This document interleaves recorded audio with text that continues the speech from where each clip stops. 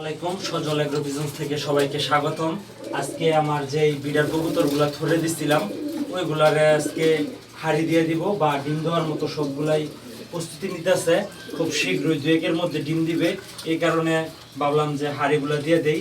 আর হাড়ির মধ্যে অনেকে কাপড় দেয় বা অনেকে চট দেয়, 10 টাকা 15 টাকা করে পাওয়া যায়, ওইগুলো দিয়ে দেয়। আর আমি বালু ইউজ করি।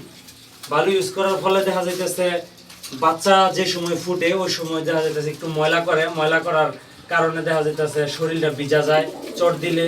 আর এখন আমি বালি দিয়ে দিতেছি, কারণ এই বালি দিয়ে দিলে হয় কি, ময়লা করলে রসটা টাইনা নিয়ে নেয় আর বাচ্চাটা ভালো থাকে, গ্রোথ ভালো হয়, সুস্থ থাকে।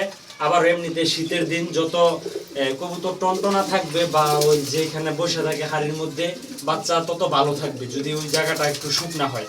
এই কারণে আমি হাড়ির মধ্যে বালু দিয়ে দিতেছি। বালু দিয়ে সবগুলারে একে একে হাড়ি দিয়ে দিব। সবাই একটু দেখেন কিভাবে দেই, কাছে না দেখাও বালি। আর মোটামুটি একই পরিমাণ দিলে যথেষ্ট। এই যে আমি একই করে দিয়া একে একে সবগুলারে এইভাবে দিয়ে দিব। আর সবাই চেষ্টা করবেন যে কাপড় বা চট না দিয়ে বালিটা দিতে, কারণ বালি দিলে কবুতর এমনি তো খুব টনটনা থাকে, জোরজোড়া থাকে। যদি কবুতর ময়লা করে ওই ময়লাটা পায়ে বাজে না, এই কারণে আমি বালিটা ইউজ করি বিশেষ করে।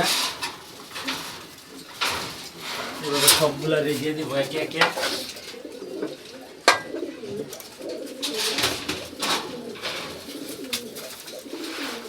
আর সবাই দোয়া করবেন যেন যে কবুতরগুলো শীতের মধ্যে আমি পেয়ার করছি সবগুলাই যেন ভালোভাবে সুস্থভাবে বাচ্চা করে।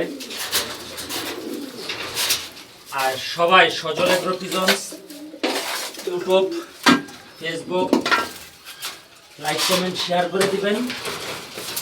আর সবাই আমার কবুতরগুলোর জন্য দোয়া করবেন।